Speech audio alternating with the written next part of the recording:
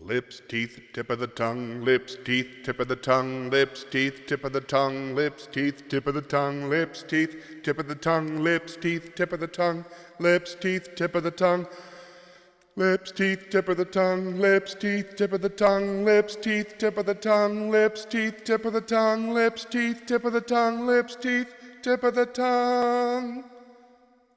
I love to sing. I love to sing. I love to sing. I love to sing. I love to sing. I love to sing. I love to sing. I love to sing. I love to sing. I love to sing. I love to sing. Mommy made me mash my M&Ms. Mommy made me mash my M&Ms. Mommy made me mash my M&Ms. Mommy made me mash my M&Ms. Mommy made me mash my M&Ms. Mommy made me mash my M&Ms. Mommy made me mash my M&Ms. Mommy made me mash my M&Ms. Mommy made me mash my M&Ms. Mommy made me mash my M&Ms. Mommy made me mash my M&Ms. Mommy made me mash my M&Ms. Mommy made me mash my M&Ms. Mommy made me mash my M&Ms. Mommy made me mash my M&Ms. Mommy made me mash my M&Ms. Mommy made me mash my M&Ms.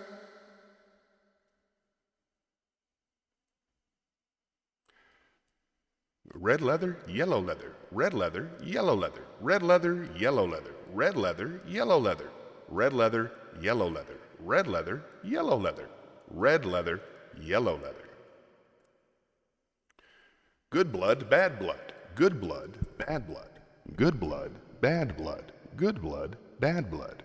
Unique New York, unique New York, unique New York, unique New York, unique New York. Unique New York. Toy boat. Toy boat, toy boat, toy boat, toy boat, toy boat, toy boat, toy boat. 11 benevolent elephants. 11 benevolent elephants. 11 benevolent elephants. The black bug bled black blood. The black bug bled black blood. The black bug bled black blood. The sixth sick sheep's sick. The sixth sick sheep's sick. Peggy Babcock, Peggy Babcock, Peggy Babcock, Peggy Babcock, Peggy Babcock. I slit the sheet I slit, and on the slitted sheet I sit. I slit the sheet I slit, and on the slitted sheet I sit. I am a thistle sifter. I have 7 sieves of unsifted thistles, and 7 sieves of sifted thistles, for I am a thistle sifter. I wish to wish the wish you wish to wish, but if you wish the wish the witch wishes, I don't wish the wish you wish to wish. Midget Roger rejects gadgets for a major magic agent. Midget Roger rejects gadgets for a major magic agent. One smart fellow, he felt smart. One smart fellow, he felt smart. One smart fellow, he felt smart. Betty Botta bought some butter, but she said, "This butter's bitter. If I put it in my batter, it will make my batter bitter. But a bit of better butter will make my batter better." Then she bought a bit of butter better than the bitter butter, made her bitter batter better, so 'twas better. Betty Botta bought a bit of better butter.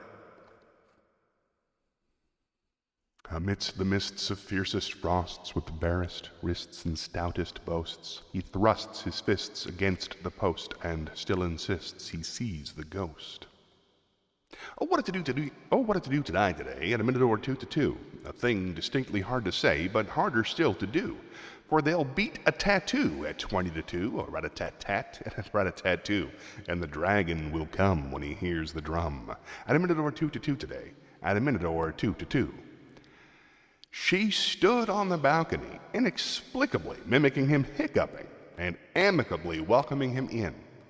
She stood on the balcony, inexplicably mimicking him hiccuping, and amicably welcoming him in. welcoming him in. Every single syllable I speak upon the stage has been specifically, scientifically selected to stimulate the sections of your cerebrum that set and sustain a certain satisfying psychological state. Hey, let me walk you through our Donnelly nut spacing and crack system rim riding grip configuration. Using a field of half-C sprats and brass-fitted nickel slits, our bracketed caps and splay-flexed brace columns vent dampers to dampening hatch depths of 1/2 meter from the damper crown to the spur plinths. How? Well, we bolster 12 husk nuts to each girdle jerry, while flex tandems press a task apparatus of 10 vertically composited patch hamplers. Then, pin flam-fastened pan traps at both maiden apexes of the gym joist. This is from Reddit. But you have to be careful. The chip operates by inducing a controlled quantum decoherence field within the hippocampal region, selectively interfacing with the encoded mnemonic pathways via phased neural resonance oscillations. However, excessive phase shifts generate an escalating cascade of synaptic desynchronization, leading to harmonic feedback within the chip's subatomic lattice. This results in an exponential buildup of quantum jitter, destabilizing the chip's superconducting substrate until it undergoes a catastrophic self-annihilation event due to cascading entropic overload. It's like putting too much air in a balloon. One hen, two ducks. One hen, two ducks, 3 squawking geese. One hen, two ducks, 3 squawking geese, 4 corpulent porpoises. One hen, two ducks, 3 squawking geese, 4 corpulent porpoises, 5 limerick oysters. One hen, two ducks, 3 squawking geese, 4 corpulent porpoises, 5 limerick oysters, 6 pairs of Don Alfonso's tweezers, 7,000 Macedonian warriors.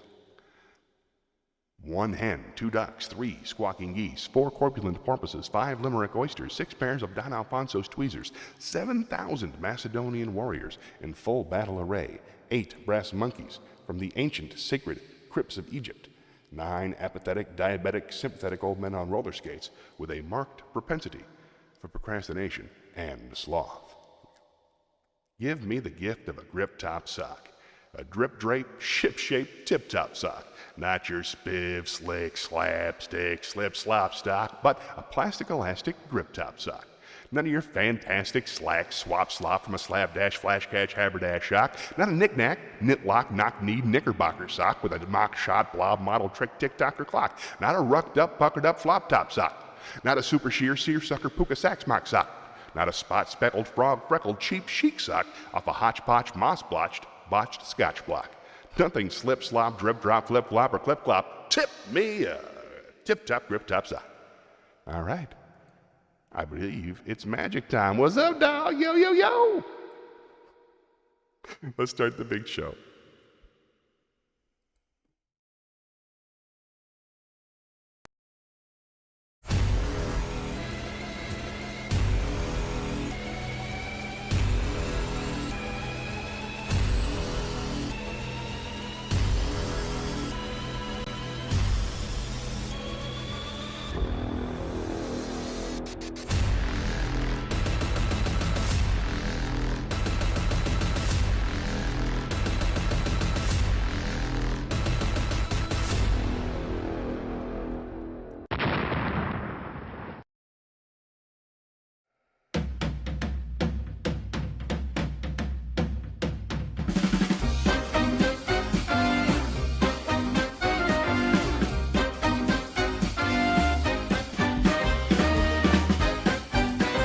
Good morning, America. Glad to see you again. It's been too long. I miss you.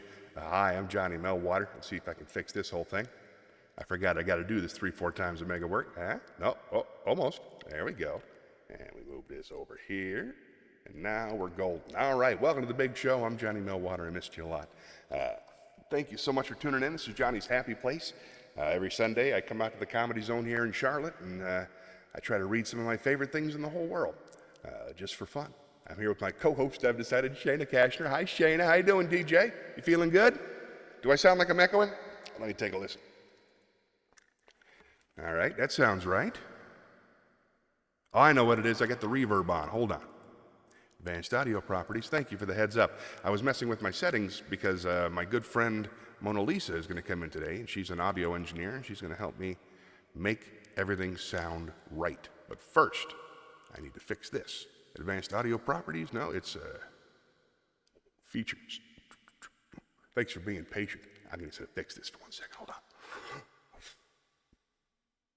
One. Filters. VS2 plug-in. Reverb, reverb, reverb, reverb. And we should now have perfect sound. How's it sound, Shayna? Thank you so much for helping me out with quality control. Is that better? Hey, hey. We're microphone testing. Oh, it's good to see you too. I miss you. So sorry. I felt... The only negative thing I felt about not doing the show was I missed you and Dad. That was it. I needed some time to myself, and I needed to recenter what I was trying to get out of it and stuff, but I really did miss talking to you, and I miss seeing how you're doing. And I got a great show lined up for you today. We're going to have a lot of fun. Let's go to the chat room.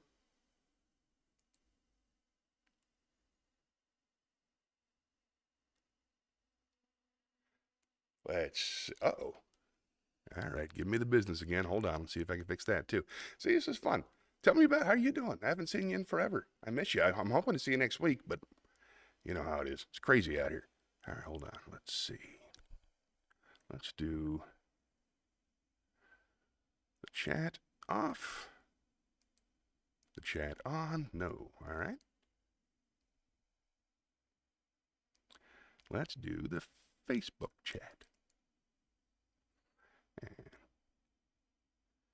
Oh, I can't wait to hear about that. Yes. Please. Tell me all about seeing Seinfeld and Jim Gaffigan last night. That was last night?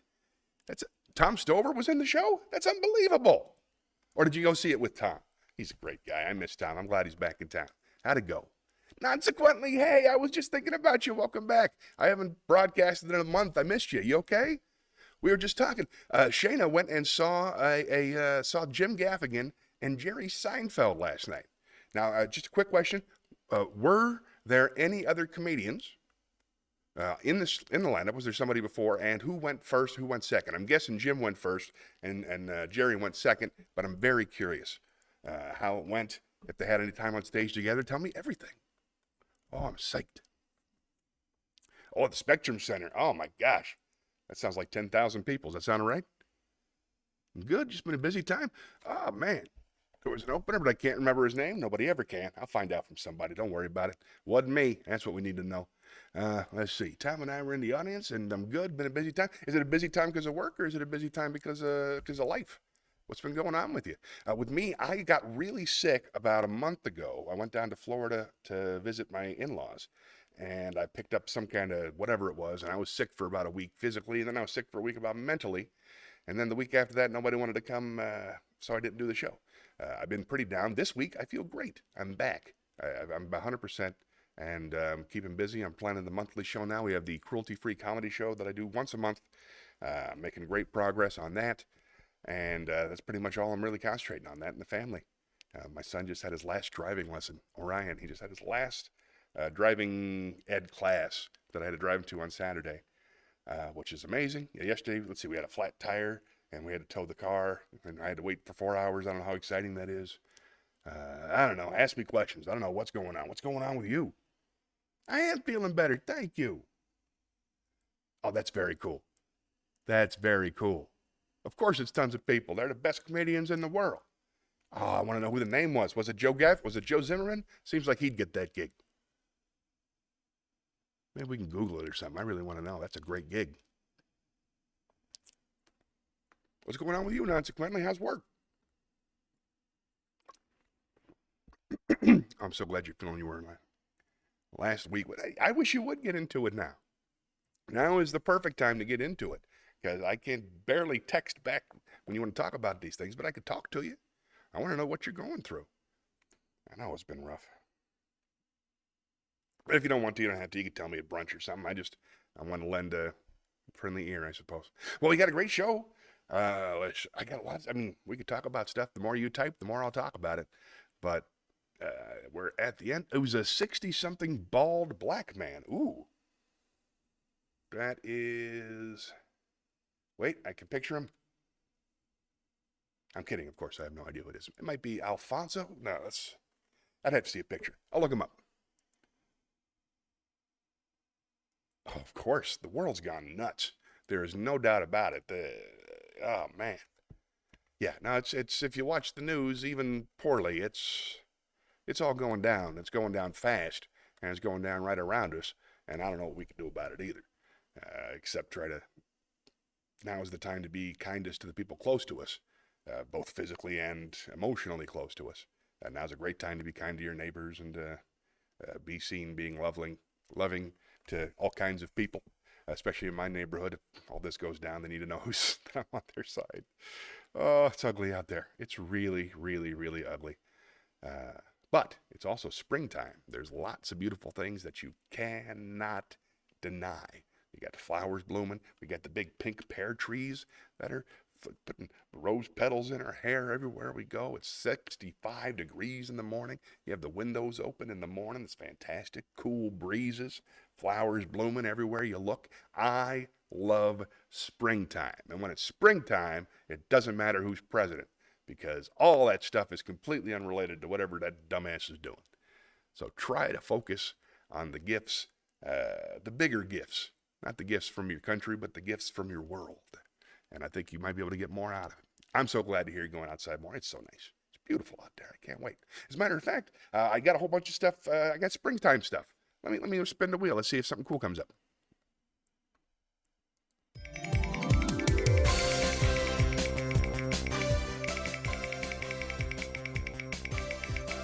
Yeah, I know Cliff. Oh, we'll get into that. Joke. All right, let's. Oh, nice. I got a couple old street jokes. We need the comedy club.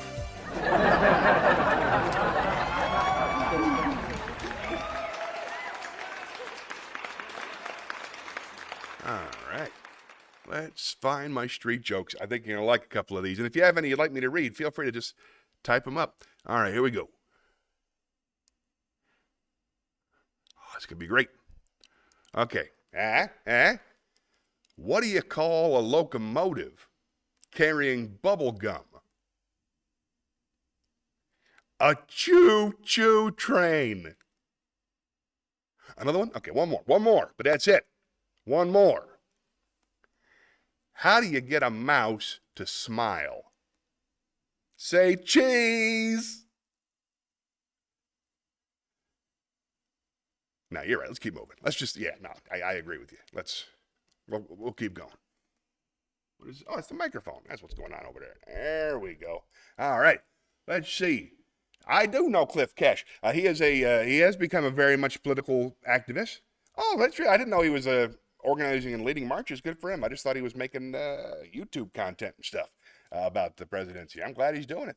Good for him. He's also a brilliant nature photographer. If you ever get a chance, Google Cliff Cash photography and check out the work he's been doing that I admire him quite a bit for. Also his stand-up solid, but that's awesome. Oh, nice. Yeah, Jason Allen King's a smart guy. That sounds about right. Hey, he's in the show this month. Hey, I can tell you the secret lineup. I'm very, very excited. I'm going to drop the lineup next week. But who we have is we have Jason Allen King. We have Paul Snyder. We have Paul Platt. We have Mona Lisa. We have me. We have Bob. We have Stu. How about that? It's going to be a great show. And, of course, Shayna. Bananas. I think that might have been too many NAs. I don't know. But it's going to be a great show. All right. Jason Allen King is great. I can't wait to see it. Can't wait to do it. I'm very, very psyched. Let's spin the wheel.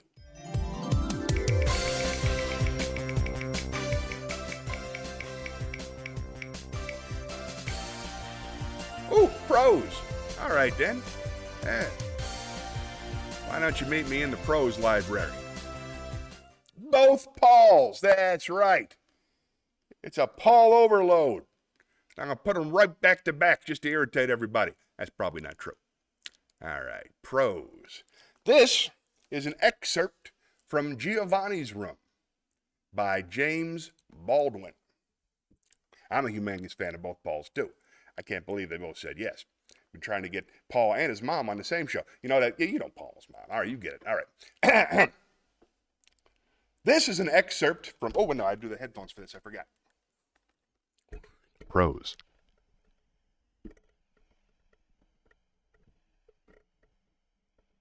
This is an excerpt from Giovanni's Room by James Baldwin.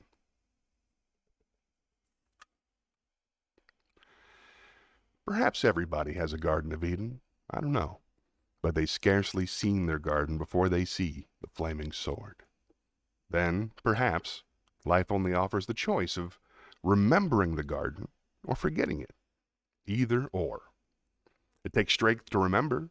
It takes another kind of strength to forget. It takes a hero to do both. People who remember court madness through pain, the pain of the perpetually recurring death of their innocence. People who court forgetfulness, they court another kind of madness, the madness of the denial of pain and the hatred of innocence. And the world is mostly divided between madmen who remember and madmen who forget. Heroes are rare. I'm trying to remember and forget. Yeah, don't even get me started. She will not be performing. I invited her, but she is not available this month. So hopefully she'll come back next month, because you know how much fun that was. Fun. All right, let's spin the wheel. This is nice. I'm so glad to hear that. No, it was a wonderful, wonderful performance. I enjoyed Adrian's musical performance too. I forget the actual title of the song. I believe it was, I know it was about a breakup. It was wonderful. I enjoyed it. But yeah, she's great. I hope she'll be in as many shows as she can. I invite her to be in all of them. I'd like her to be in the cast. We'll see how it turns out. Ooh, Monologue. Fun. Meet me at the theater.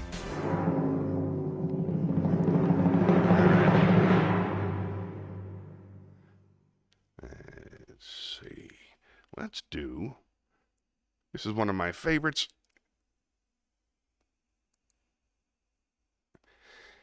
Let's see if I can find it first. Thank you for your patience. This is, there we go. This is, I got to get new glasses. It's getting bad. Gonna have to wear glasses for this thing somehow now. All right, let's do Welcome to Hell. This is by Rowan Atkinson. I've done this before on the stream, but it is one of the all-time greats. And I just want you to know I'm listening to the listeners, and I noticed that we're all in hell right now, so why not embrace it? This is Welcome to Hell by Rowan Atkinson. Oh, hello! Wait, hold on. Oh, hello! Nice to see you all again. Well, as the more perceptive of you have probably realized by now, this is hell, and I am the devil. Good evening.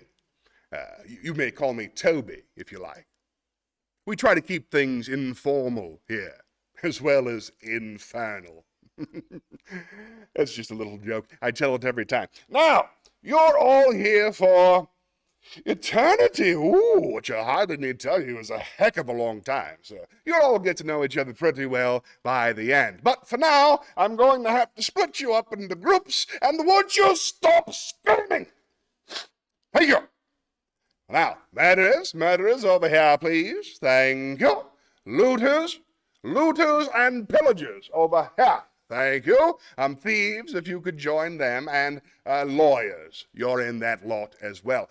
Fornicators, if you could please step forward. God, there's a lot of you. I think I'll split you into adulterers and the rest. Male adulterers, if you could just form a line in front of that small guillotine in the corner. Yes. The French are here. Yes.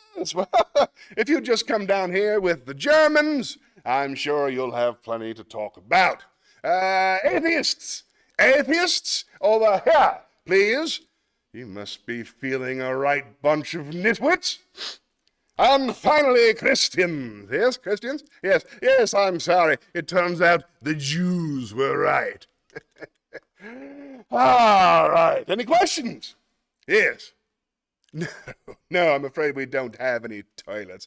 If you'd read your Bible, you might have seen it was damnation without relief. So if you didn't go before you came, then I'm afraid you're not going to enjoy yourself very much. But I believe that is the idea. Well, it's over to you, Adolf, and I'll catch you all later at the barbecue. Bye. Oh, that's so funny. God, he's funny. Oh, serious question. Here we go. Hold on. Yeah, but you look good in readers. All right, let's see. What do we got going on here? We got humongous fan of both Pauls. Me too. Paul's mom. I think we're all down with Paul's mom. Favorite part of the last show, Adrian's movie performance. Fantastic.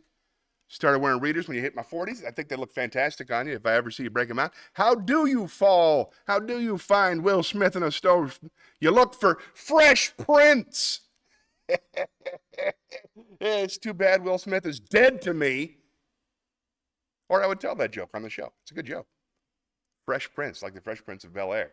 But dead to me. You don't slap comedians. Not even once. Took a stand. Let's spin the wheel. Fresh Prince. It's good, though.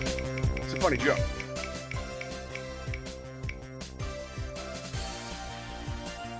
Oh, Shakespeare. Ah, excellent. Please meet me in the Shakespeare stage.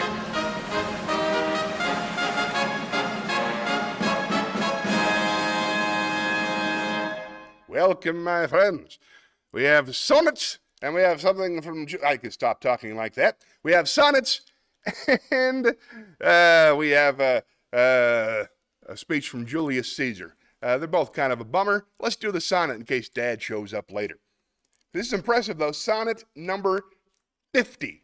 I've been doing them from the beginning, so 50 separate streams since we decided to do this thing. So here we go. This is Sonnet 50 by William Shakespeare. How heavy do I journey on the way when what I seek, my weary travels end, doth teach that ease and that repose to say, thus far the miles are measured from thy friend. The beast that bears me, tired with my woe, plods dully on, to bear that weight in me, as if by some instinct the wretch did know his rider loved not speed, being made from thee. The bloody spur cannot provoke him on, that sometimes anger thrusts into his hide, which heavily he answers with a groan more sharp to me than spurring to his side. For that same groan doth put this in my mind. My grief lies onward, and my joy behind. Bummer, I don't like that one. All right. Oh, thank you for the cool accent. I know it's not quite English, but I sure do enjoy it. It's a fun, I got to work on that character. I need some kind of Lord character. That'll be fun to play with. In the coming weeks, we'll see it. All right, let's see. What do you say we spin the wheel some more?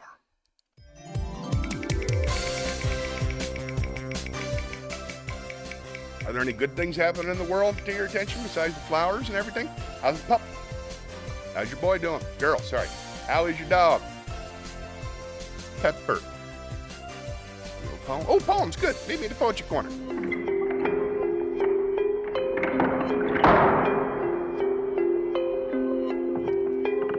All right. We got ourselves a dark poem and a light poem. So let's do the dark poem first, get it out of the way, and then we can close the show with a light poem. That'll be fun. This is Darkness by Lord Byron, whose real name is George Gordon. I see now why he goes by Lord Byron.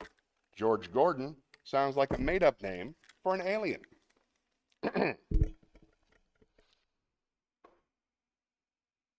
Once again, Darkness by Lord Byron, George Gordon.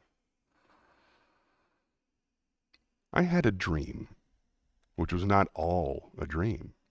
The bright sun was extinguished, and the stars did wander darkling in the eternal space, rayless and pathless, and the icy earth swung blind and blackening in the moonless air. Morn came and went, and came and brought no day, and men forgot their passions in the dread of this their desolation. All hearts were chilled into a selfish prayer for light, and they did live by watchfires. And the thrones, the palaces of crowned kings, the huts, the habituations of all things which dwell, were burnt for beacons. Cities were consumed, and men were gathered round their blazing homes to look once more into each other's face. Happy were those who dwelt within the eyes of the volcanoes and their mountain torch. A fearful hope was all the world contained. Forests were set on fire, but hour by hour they fell and faded, and the crackling trunks extinguished with a crash, and all was black. The brows of men by the despairing light wore an unearthly aspect, as by fits the flashes fell upon them. Some lay down and hid their eyes and wept, and some did rest their chins upon their clenched hands and smiled. And others hurried to and fro and fed their funeral fires with fuel, and looked up with mad disquietude on the dull sky, the pall of the past world, and then again with curses cast them down upon the dust, and gnashed their teeth and howled. The wild birds shrieked, and terrified did flutter on the ground and flap their useless wings. The wildest brutes came tame and tremulous, and vipers crawled and twinned themselves along the multitude, hissing but stingless. They were slain for food.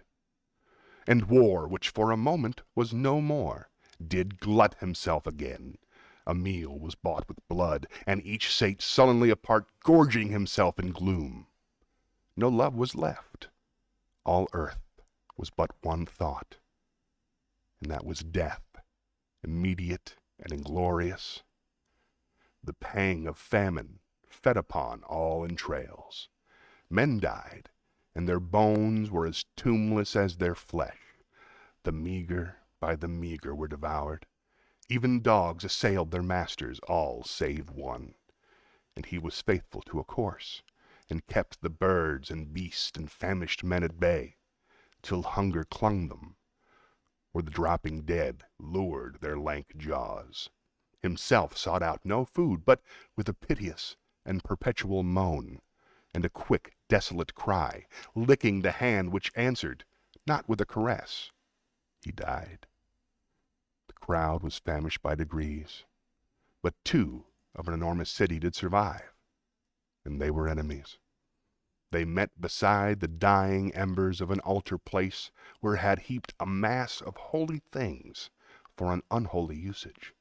They racked up and shivered, scrapped with their cold skeleton hands, their feeble ashes and their feeble breath, blew for a little life, and made a flame which was a mockery. Then they lifted up their eyes as it grew lighter, and beheld each other's aspects, saw, and shrieked, and died. Even of their mutual hideousness, they died unknowing who he was upon whose brow famine had written fiend. The world was void. The populous and the powerful was a lump, seasonless, herbless, treeless, manless, lifeless, a lump of death, a chaos of hard clay. The rivers, the lakes, and the ocean all stood still, and nothing stirred within their silent depths.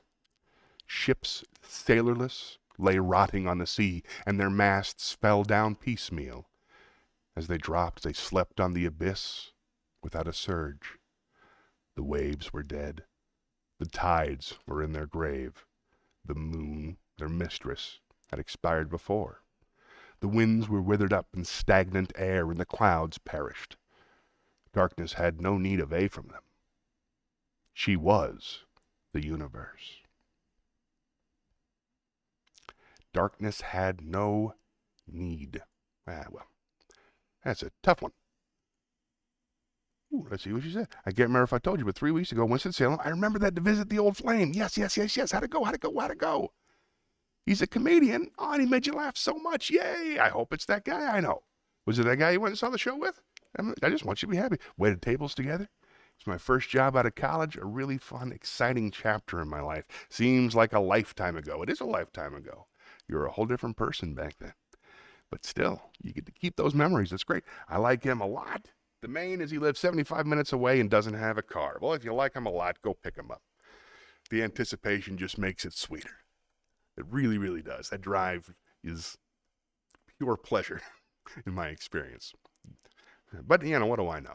Trust your instincts. Let's spin the wheel.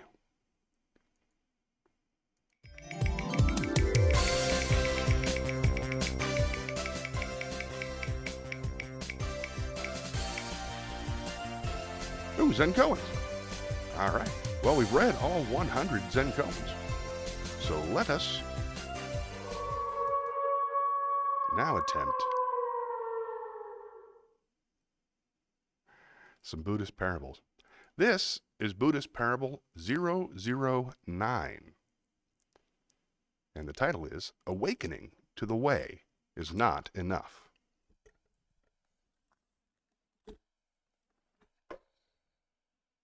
In Tang Dynasty China, in a temple called Fragrant Mountain in the district of Luoyang, there was a Buddhist monk named Mirror of Emptiness. He came from a destitute family and, though diligent in his studies, was a mediocre student in his youth. As an adult, he used to compose poems, few of which are quoted or remembered. He would travel throughout central China, seeking support from local leaders, without much result. As soon as he would accumulate some savings, he would fall ill, exhausting all his funds by the time he recovered. Once he traveled to a neighboring district, which at that time was struck by famine. He was thinking of reaching the temple of the Western land to eat and regain strength, but on the way felt too hungry to go farther. He decided to rest by a snow-covered spring, reciting verses of self-pity and despondency. Suddenly, an Indian monk appeared and sat down beside him. Smiling, he asked, "Elder Master, have you already exhausted the sweet dew of distant travel?" He answered, "I have indeed exhausted the nectar of travel. However, my name is, and I have never been a high-ranking Buddhist master." The Indian monk replied, "Have you forgotten the time you were preaching the Lotus Sutra at the temple? For the last 45 years, since I was born, I have always been in this vicinity. I have never set foot in the capital, and therefore cannot have preached at you at the temple you mentioned." The Indian monk answered, "Perhaps you are starving and have forgotten all about the past." Thereupon he took an apple as big as a fist from his bag and gave it to the famished poet, saying, "This apple comes from my country. Those of high capacities who eat it can see the past and future clearly. Those of limited capacities can also remember events of their past lifetimes." The poet gratefully accepted the apple, ate it, and proceeded to drink the spring water. Feeling suddenly drowsy, he rested his head on the rocks and began to doze off. In an instant, he was awakened and remembered his past life as a high-ranking Buddhist monk, preaching the Dharma along with fellow monks as clearly as though everything had happened the previous day. He wept, and he asked, "Where is the great Abbot Chan these days?" The Indian monk replied, "He did not cultivate deeply enough. He has been reborn a monk in western Szechuan." The starving poet asked further, "Well, what has become of the great masters Shen and Wu?" "Master Shen is still alive. Master Wu once joked in front of the rock monument at the Fragrant Mountain Temple, 'If I cannot attain enlightenment in this life, may I be reborn as the high-ranking official in the next one.' As a result, he has now become a top general. Of the 5 monks who were close in the past, only I have managed to escape birth and death. The 3 others are as described, and you, the 4th and last one, are still plagued by hunger in this place." The starving poet shed a tear of self-pity and said, "In my previous life for 40 long years, I took only 1 meal a day and wore only 1 robe, determined to rid myself of all mundane preoccupations. Why is it that I have fallen so low as to go hungry today?" The Indian monk replied, "In the past, when you occupied the Dharma seat, you used to preach many superstitions, causing the audience to doubt the Dharma. In addition, you were not entirely faultless in keeping the precepts, resulting in today's retribution. Having finished, the Indian monk took a mirror from his bowl, with flawless reflection on both sides, and said, I cannot undo what has happened in the past. However, if you want to know your future destiny, whether you will be rich or poor, have a long or short life, even the future ups and downs of the Dharma, just have a look in the mirror and all will be clear. The poet took the mirror and gazed into it for a long time. Returning, he said, thanks to your compassionate help, I now know causes and retribution, honor and disgrace.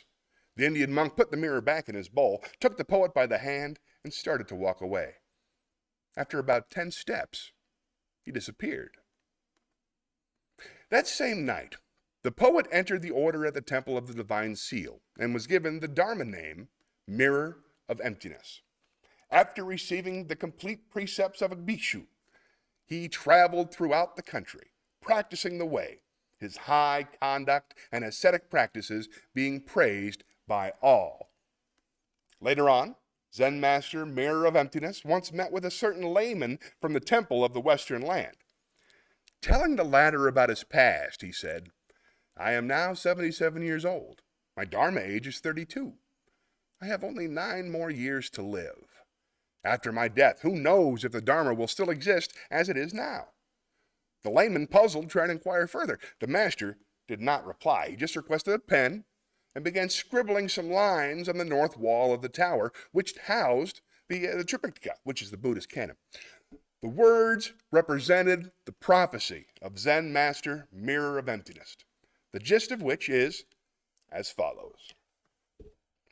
The Dharma will experience a decline. There will be ruthless persecution of Buddhism, the period of persecution beginning in the 840s. However, the Dharma will survive. The light of the Dharma will not be extinguished.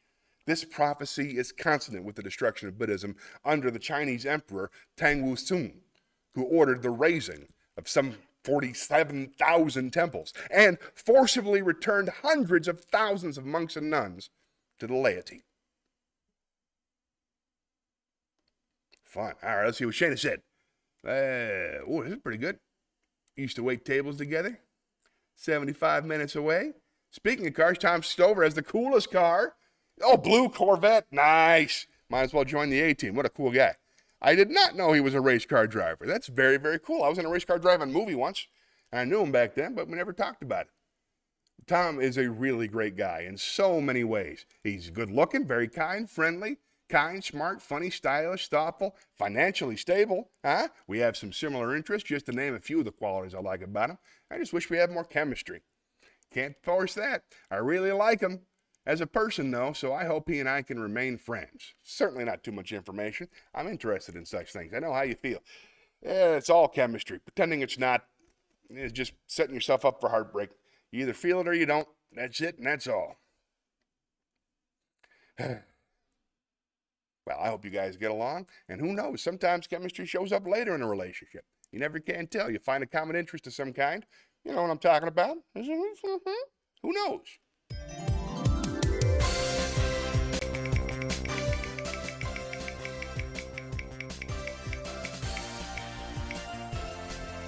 Ooh, wisdom. Nice. Let's see if we can't grow as people. Meet me in the wisdom place, where I'll lay down some wisdom.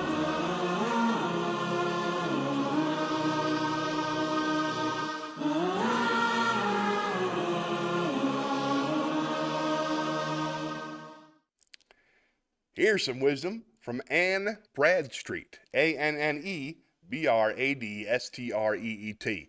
And when I read it, I wasn't thinking about the spring. I was thinking about the current environment in the world. Anne said, if we had no winter, the spring would not be as pleasant. It's true. All right, let's spin the wheel.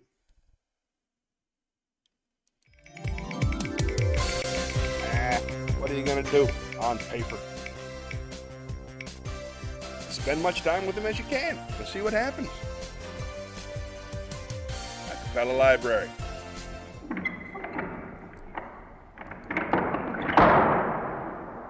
I'm feeling very self-conscious about my singing right now because, because I'm taking voice lessons, and she was nice enough to listen to one of my recordings of a song, and she was kind to me, but I could tell it was abhorrent to her. So instead, I'm going to read some lyrics to you, and we'll try to sing again next week after I get my new settings. This is going to be 2 lesser-known songs by the world's 3rd greatest singer-songwriter, Mr. Billy Joel. This first song is called... My apologies. There it is. This first song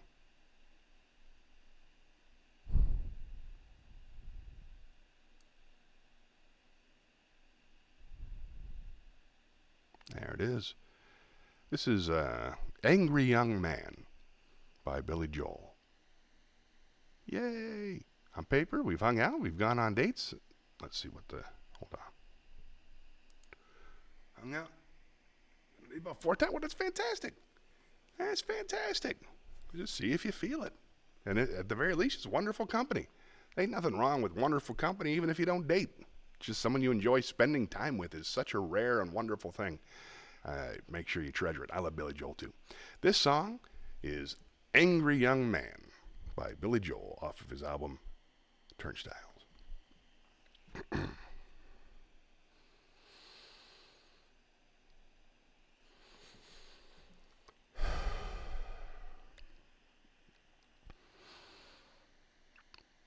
There's a place in the world for the angry young man with his working class ties and his radical plans. He refuses to bend, he refuses to crawl, and he's always at home with his back to the wall. And he's proud of his scars and the battles he's fought. And he struggles and bleeds while he hangs on his cross. And he likes to be known as the angry young man. Give a moment or two to the angry young man with his foot in his mouth and his heart in his hand. He's been stabbed in the back. He's been misunderstood. It's a comfort to know his intentions are good. And he sits in a room with a lock on the door, with his maps and his medals laid out on the floor. And he likes to be known as the angry young man. I believe I've passed the age of consciousness and righteous rage.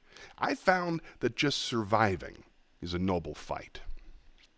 I once believed in causes too. I had my pointless point of view, and life went on, no matter who was wrong or right. And there's always a place for the angry young man with his fist in the air and his head in the sand. And he's never been able to learn from mistakes, so he can't understand why his heart always breaks. But his honor is pure, and his courage as well. He's fair, and he's true, and he's boring as hell. And he'll go to his grave as an angry old man. Yes, there's a place in the world for this angry young man with his working class ties and his radical plans. He refuses to bend, he refuses to crawl, and he's always at home with his back to the wall. And he's proud of his scars and the battles he's fought. And he struggles and bleeds while he hangs on his cross. And he likes to be known as the angry young man. Great song. Oh, no, I'm afraid not. Debbie's doing a show on Thursday, so I'm going to go to that one. And I'm doing a show on Sunday. But I saw a lot of names I didn't know. Jason's really letting some new folks through the door, which is great. I'm very excited about that. If anybody's watching this, we're talking about the New Material Night, which they have here at the Charlotte Comedy Zone about once a month, hosted by the brilliant Jason Allen King, who we were talking of earlier. And it's a great show. I wasn't invited to be in this one. Hopefully I'll get to be one someday, but we'll see him on Sunday. And also we're doing a showcase night. 7 p.m. show. I think we're doing on Thursday the 26th. So I hope to see you at that one. All right. Spin the wheel.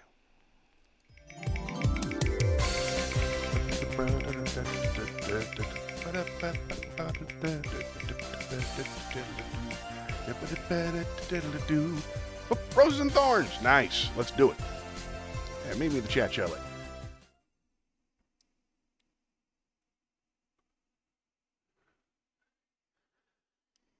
Oh, no. All right, let me read this for the nice folks, and then we'll get into the Roses and Thorns. Okay, a bit of a dilemma. I already made plans to go to the Comedy Zone with another guy that I recently met online. The problem is that Tom told me last night that he's going to be at that show on Tuesday, possibly performing. And I hope it's not going to be awkward seeing him while I'm on a date with someone else. It might not be awkward for you. It's going to be rough for him. It's already just such a, being on stage is, it's just such an emotionally naked state. It's hard to put the walls up that you're supposed to in society, you know what I mean? That's rough. That's really rough. I don't know what to do about that. Probably a good idea if you could sit somewhere in the dark. I think if he has to look at the two of you sitting together, that won't feel good. Yay, art class. I'm sorry to hear that you're missing the show, but I'm really glad you're taking the art class. I love your art, and I love the fact that you continue making it, as you well know. So tell me your roses and thorns. Okay, so we got Tom, that's a rose, and a thorn, it seems like. You met some new guy online, gonna take him to the comedy club. That's a rose, sounds like, till you get to know him. That's probably a thorn. Jerks. I don't trust dudes. Let's see. My roses and thorns, I traveled for a while. I was sick for a couple of weeks. I've been hanging out with Orion. My car broke down yesterday. I've been taking vocal lessons with Mona Lisa. That's a rose. I've really been enjoying that. She's coming in later on today to help me make my microphone sound better. So that's a rose. Saw a really good movie. I saw Heretic, which I thought was excellent. Really, really, really good. I highly recommend it. I think you might enjoy it. It's a horror movie about two girls who go knock on Hugh Grant's door. And I was worried when I watched it that there was going to be some kind of sexual misconduct, but there was no sexual misconduct whatsoever in the entire film. It's all just Hugh Grant talking to them and taking them weird places. So there's nothing like that to worry about. It's just an interesting movie. I watched it with my little girl, my little 10-year-old, because she likes horror movies, and I thought it was super cool. Let's see. Oh, and Severance. Okay, so this is how I spent the past couple of weeks. I've been watching Severance, and I finally downloaded Reddit, and I've been doing a deep dive into the Reddit on Severance. Shayna, have you seen Severance? It's on Apple Plus. If you've seen it, you know what I'm talking about. I can't wait to find out, because it was a rose for me. I love Severance. Still nothing. I'm really into it. Watched every episode at least twice. The finale was this week, and I would love to discuss it with you. But if you haven't seen the show, then that'd be pointless, wouldn't it? Let's see. Thorns, I was sick. Bad coughing. Dad fell. Dad had a bad fall last week. Hurt his hip really bad, so he's trying to get better in bed, so I'm sure he'd be thrilled to hear from you. Oh, it's an Englishman. How lovely. I like Englishmen. I've gone on a date with a new guy. We walked around an antique mall for a couple of hours and then ate dinner together. He walked with you in an antique mall? That's lovely. That's a really good date, especially for you. That's great. And he's English. I love the English very much. I am an Anglophile, as are you, apparently. Uh-huh. Which part of England is he from? What kind of accent is it? Such things interest me. Don't let him see my Shakespeare monologues, because the accent's nowhere close to being correct. It's a fun accenting, fun thing. Oh, that's so cool. You got yourself an Englishman? If he's not too hard on the eye, he's tall enough. And you could just measure him with centimeters. It makes him seem taller. Just trying to help. Tell you what, I'm going to keep the show rolling, because I'm putting a lot of pressure on you to hold up half of it. So you just keep telling me what's on your mind, and we'll keep talking. Tell you what, why don't we spin the wheel? Let's see what happens next.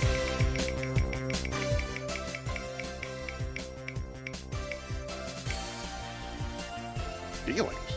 I didn't even know that was on the wheel. Huh. I feel good. All right, let's go.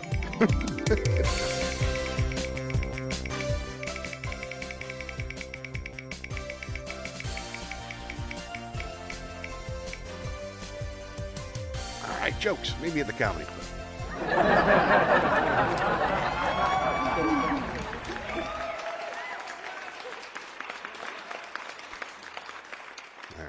Let's see. Oh, terrible, terrible jokes. Terrible jokes. Let's see how we do. How about, hey, why couldn't the bike stand up on its own? It was too tired. It has two tires. Keep moving? I'll do no. What do you call a sheep that knows karate? A lamb chop.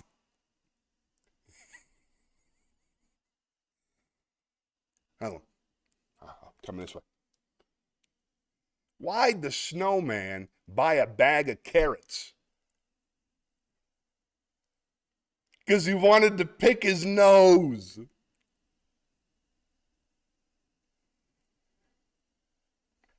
What do the Dalmatians say after dinner? Whew, that hit the spot. How do you know when a bike is thinking? You can see its wheels turning. All right, that's enough of that. Whew. Let's read some Shayna stuff. Let's see. Gone on with a new guy, walked around, awesome. Pleasantly surprised to find out he's from England, has a lovely accent. Can't wait to find out which part of England. He's artistic. He's a painter and a musician. Does he sing? What instrument does he play? Guitar, I assume? And he works on film crews on reality shows like Naked and Afraid and Married at First Sight. What kind of film crew stuff does he do? Is he a PA? Is he an editor? Is he a camera op? Is he lights, sound? I'm really curious. He is very handsome, just a little on the shorter side, but not shorter than you. All right, that's the line. That's the line. And a guy that cool can put on boots. You know what I mean? That's pretty great. Full of dad jokes today. Yeah, I try to do 5 a week now. It's the most popular. On Instagram, it's the weirdest thing. All the stuff I work really, really hard on, 200, 300 views. And then one of these dumb 10-second dad jokes is like 4,000, which is still nothing, but I don't know. I'm trying not to think about who's watching, but man, it gets tricky sometimes. They're trying to get in your head, man. The algorithm. I'm just saying. He's a drummer. All right. You watch your ass. All right. Let's spin the wheel.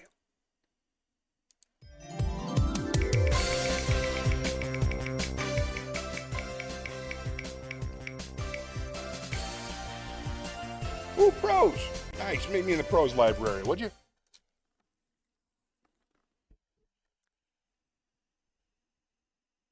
Let's read. I got just the thing. Hold on.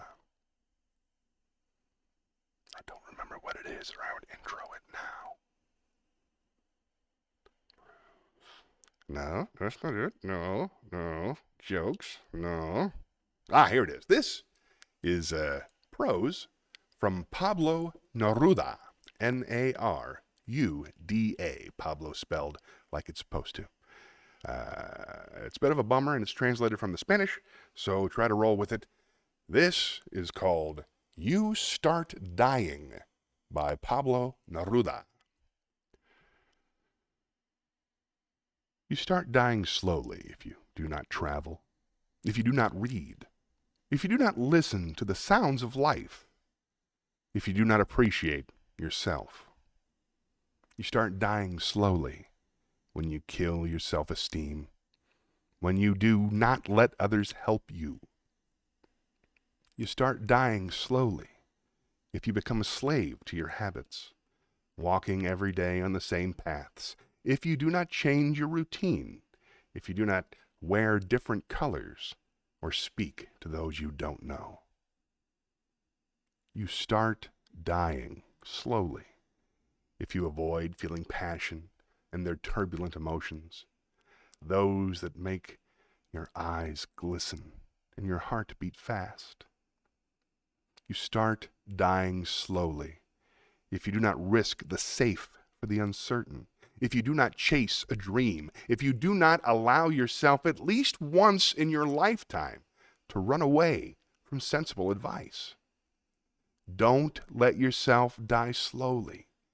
Do not forget to be happy.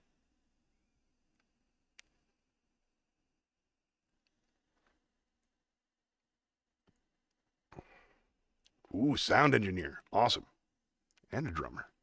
Posh British accent.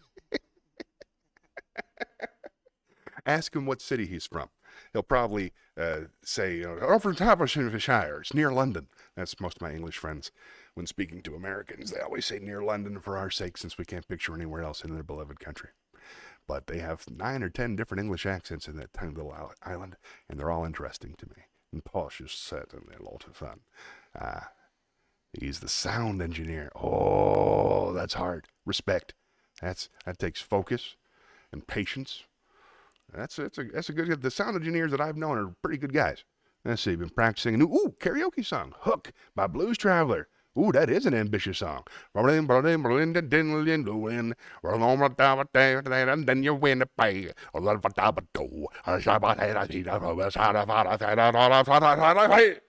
I think it'll go something like that. Riddle-in. I don't know exactly how it goes, but that's a good one. We should do karaoke sometime.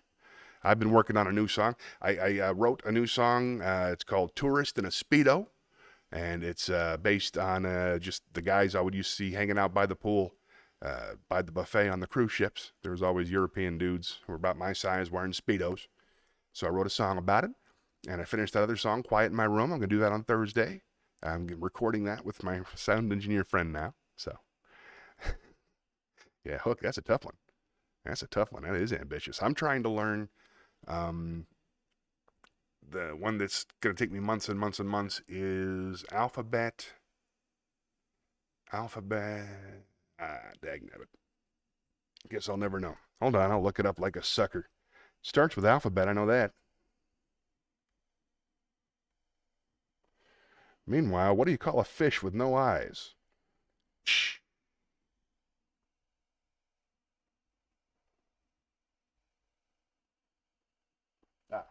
Alphabet aerobics. That's the one. Trying to learn alphabet aerobics. It's a tricky one. Rub it in, rin-din, riddle in.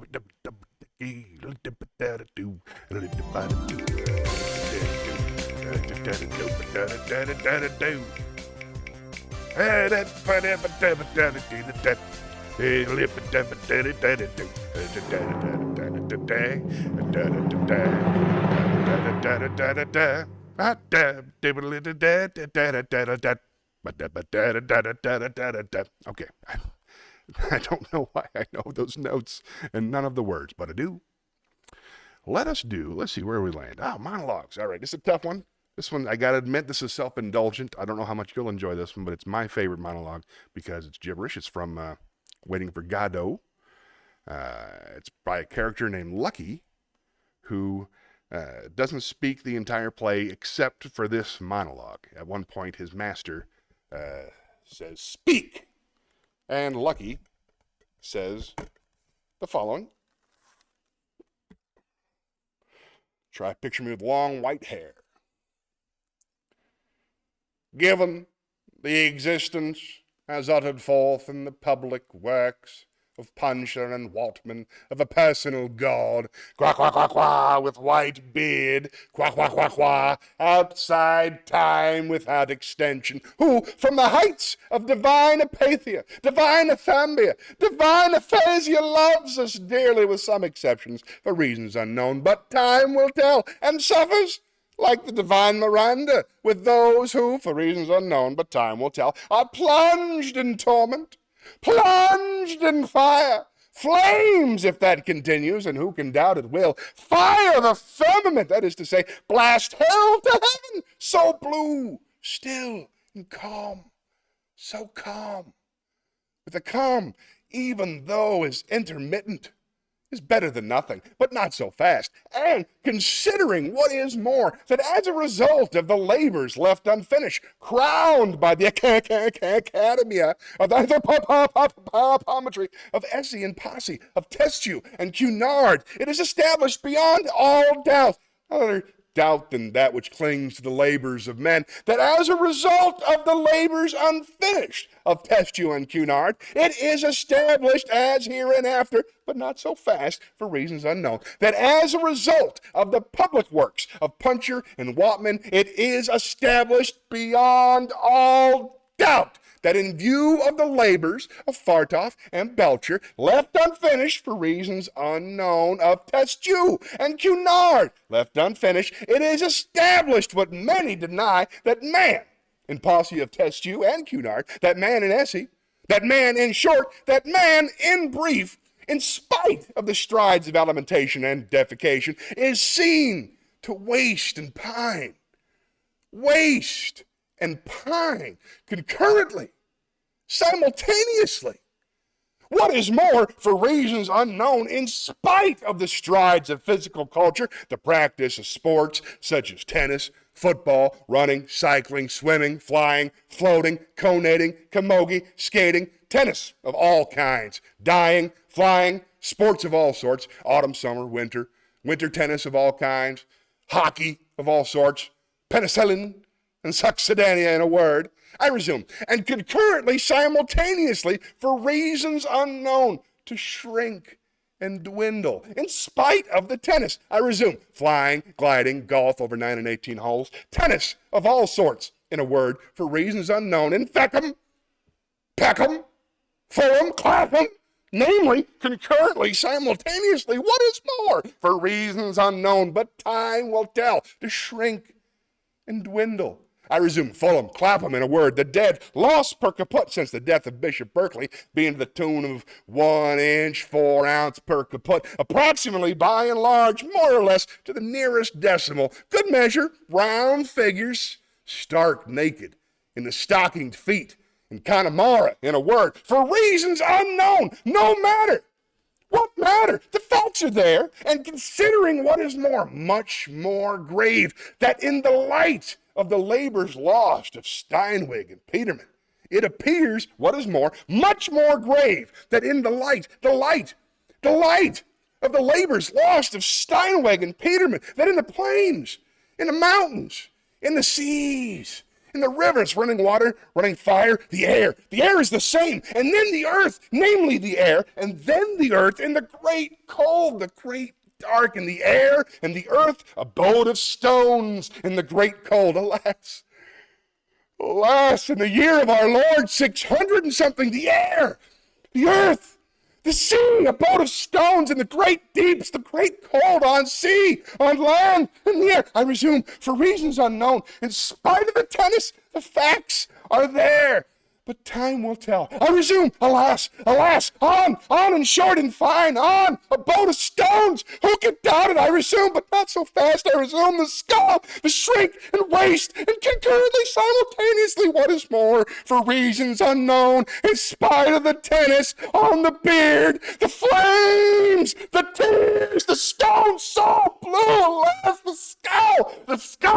skull in Calamara, in spite of the tennis, the labors abandoned, left unfinished, graver still, a boat of stones, in a word. I resume, alas, unabandoned, unfinished, the skull in Connemara, in spite of the tennis, the skull, alas, the stones, Cunard, tennis, the stones, so calm, unfinished.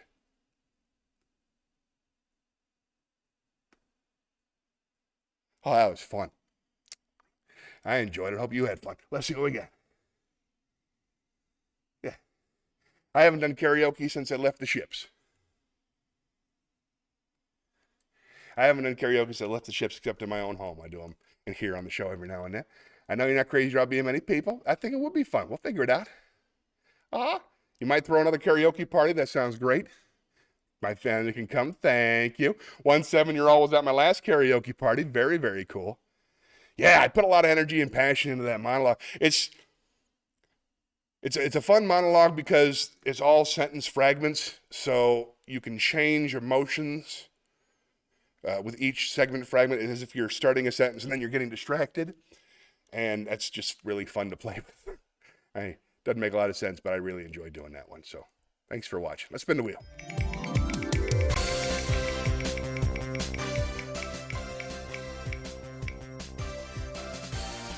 Excellent. Meet me at the Shakespeare stage.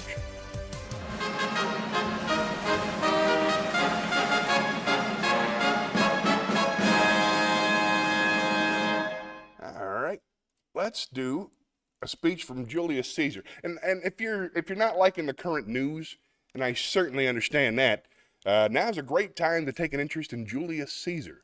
If you want to read the Shakespeare play, it's great. There's also an excellent series on HBO called Rome, where they talk about the rise and fall of Julius Caesar, and it's excellent. I'm going to start watching it again soon, just to remind ourselves that dictators don't last forever. All right.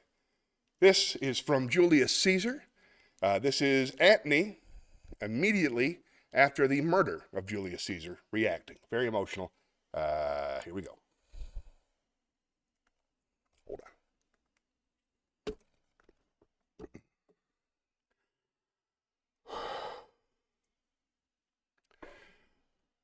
Oh, pardon me, thou bleeding piece of earth, that I am meek and gentle with these butchers.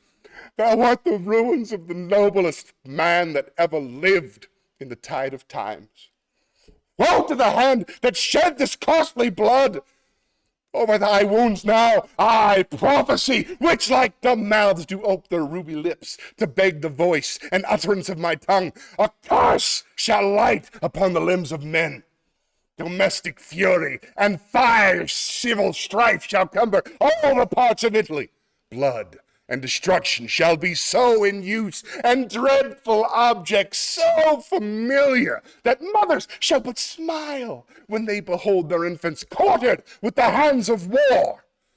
All pity choked with custom of fell deeds, and Caesar's spirit raging for revenge, with hate by his side come hot from hell, shall in these confines with a monarch's voice cry havoc, and let slip the dogs of war, that this foul deed shall smell above the earth of carrion men, groaning for burial. Okay, bit much. Overdoing it. But you know what? I needed that. Sometimes you need to get that out. Whew. I feel better. All right, that's nice. Let's keep moving. I can tell not everybody's into this. Nah. Let's spin the wheel.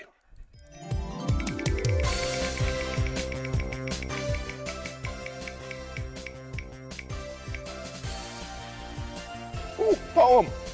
Nice. Made me at the poetry corner.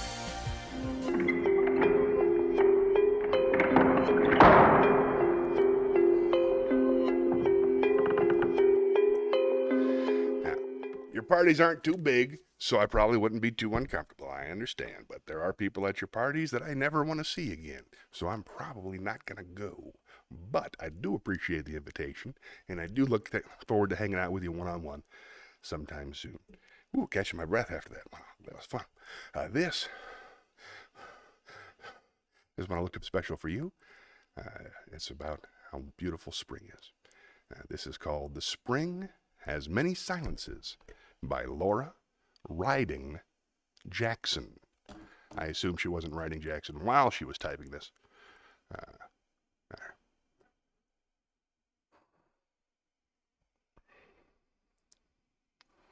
The spring has many sounds. Roller skates grind the pavement to noisy dust. Birds chop the still air into small melodies. The wind forgets to be the weather for a time and whispers old advice for the summer. The sea stretches itself and gently creaks and cracks its bones. The spring has many silences. Buds are mysteriously unbound with a discreet significance, and buds say nothing.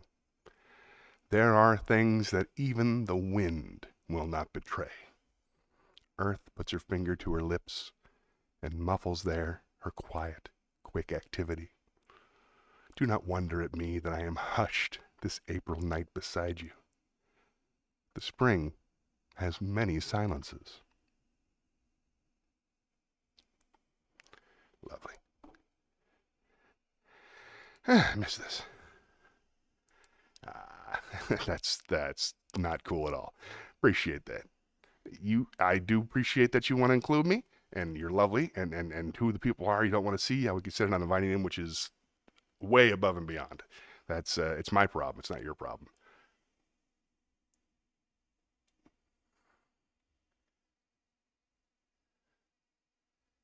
Well, we'll figure it out. We'll talk about it. We can talk about it at brunch. It's not a big deal. It's very hard to get me out of the house at night. That's all there is to that. Let's spin the wheel.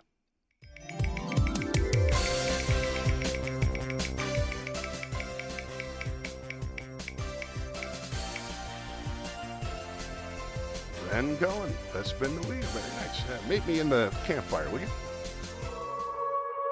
Aw. That's how much I want you to come. That's absolutely lovely. Thank you, Shayna. I will give it serious thought. All right. Time for a Buddhist parable.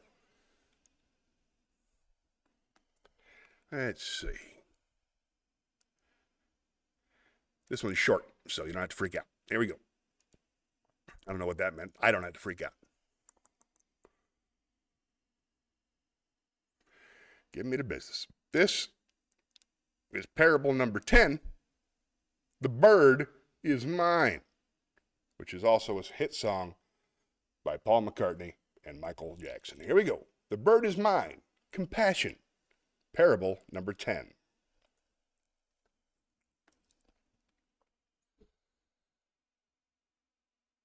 It is recorded in the Mahabhishnara, Mahabhishkramana. It is recorded that Devadatta, the cousin of Prince Siddhartha, took a vow. We got this. I'm doing this. Bird is mine. Compassion, number 10. It is recorded that Devadatta, the cousin of Prince Siddhartha, took a bow and arrow and shot down a swan. The creature was grounded, but not killed. The future Buddha took the bird upon his knees and comforted it. Devadatta was sent to claim his prize, no doubt intending to kill it, but the Buddha refused to hand over the swan, saying that the bird was his. Then our Lord laid the swan's neck beside his own smooth cheek and gravely spake, "Say no! The bird is mine, the first of myriad things that shall be mine, by right of mercy and love's lordliness." By the way, in the psychoethical social philosophy of Buddhism, the concept of compassion has two main aspects. First, as a desirable quality in human character, it is meant to regulate our attitude about other people. Secondly, it has transcendental aspects known as great or grand compassion, found only in sages like Buddhas, Bodhisattvas, and arhats. It is the higher kind and is super individual in scope and covers all beings in their entirety. It seeketh not its own, and hence is the result of coming into contact with spiritual reality. Cleansed of individualized exclusiveness, it becomes unlimited. If compassion is the desire to relieve the suffering of others, the best way to do it is to lead them to the freedom of Buddhahood, and hence, it is this kind of compassion that makes the concept truly meaningful. Thank you. Thank you for dropping it for now. That's very cool. All right, let's spin the wheel.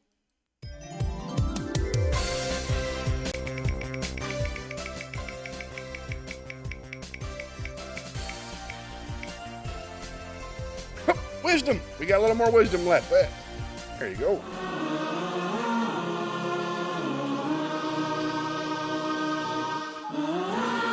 Up there, you got it. Let's do 3 in a row. This first one is wisdom from Willie Nelson. Spring has a way of bringing everything back to life, even a broken heart.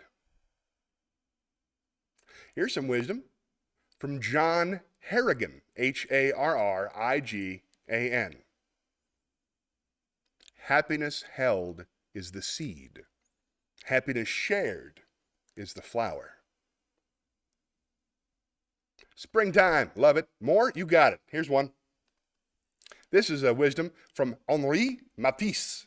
H-E, it's spelled like Henry Matisse. Henri, M-A-T-I-S-S-E. Here we go. There are always flowers for those who look for them. Let me try again. There are always flowers for those who want to see them. All right, we did it. Another serious question. Whoa, here we go. Here we go.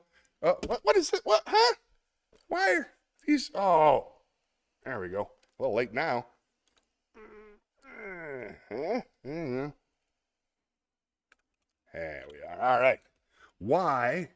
Oh, because he was very naughty. Okay, I'm doing that one. That's great. That's right up my alley. Meet me at the comedy club.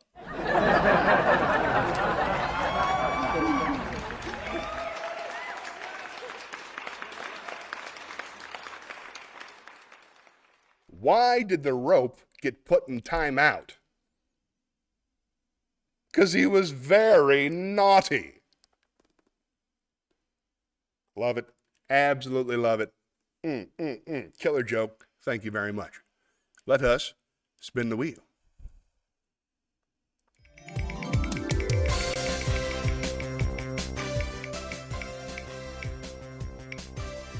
Acapella. Oh, good.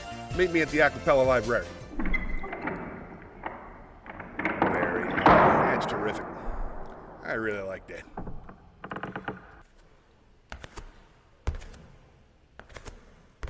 I'm glad you're a fan of Billy Joel, because I am too. So I picked out both of these songs are from his first album, Piano Man. And they're absolutely beautiful lyrically. We just did Angry Young Man, which is from Turnstiles, my mistake. This next one is from Piano Man. This is You're My Home. And I sincerely hope that this kind of love finds you, because I'm so happy to have it.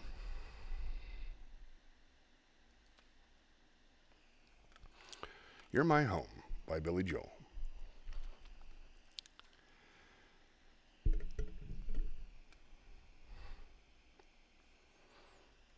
When you look into my eyes and see the crazy gypsy in my soul, it always comes as a surprise when I feel my withered roots begin to grow. Well, I never had a place that I could call my very own. That's all right, my love, 'cause you're my home. When you touch my weary head and you tell me everything will be all right, you say, use my body for your bed. My love will keep you warm throughout the night. Well, I'll never be a stranger, and I'll never be alone. Wherever we're together, that's my home. Home could be the Pennsylvania Turnpike, Indiana's early morning dew, high up in the hills of California. Home is just another word for you. Well, I never had a place that I could call my very own. But that's all right, my love, 'cause you're my home. If I travel all my life and I never get to stop and settle down, long as I have you by my side, there's a roof above and good walls all around. You're my castle, you're my cabin, and my instant pleasure dome. I need you in my house, 'cause you're my home. You're my home. You're my home. Ah, I love that song. I'm looking forward to catching up more at brunch too. Where do we land? My car broke, so I don't know if we'll text afterward, I suppose. I'm very much looking forward to catching up with you. It's been too long. I can't wait to see what's going on with you. I think I'm gonna. Yeah, it's about time to wrap up the show now. If you get a chance, check on Dad. I know I'm gonna call him in just a little bit. Mona Lisa's on her way here to work on the microphone. Thanks for spending time with me today. I had a great time. I'm so happy that you found some people to spend time with. I'm glad that you have two people that are both bringing you pleasure and bringing you happiness, that you're looking forward to seeing. It's a good place to be. Just keep being kind, keep being wonderful. I appreciate you, Shayna. Here, let's wrap this up.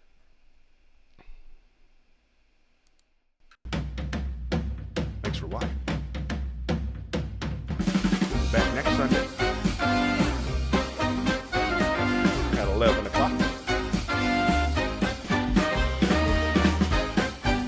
Until next time, remember, there's only one way for us to save this country, and that's for everyone to love one another. So love yourself first, then love somebody else, if you can.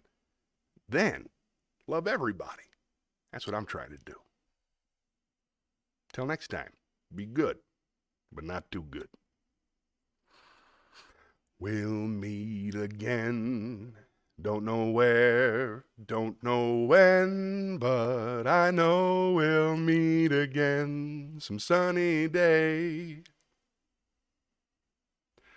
Keep shining through, just like you always do, and the blue skies will push the dark clouds far away. And would you please say hello to the folks that I know and tell them I won't be long. They'll be happy to know that as you saw me go, I was singing this song. We'll meet again, don't know where, don't know when, but I know we'll meet again some sunny day. Thanks for watching. I'll see you next week. Appreciate you. Bye-bye.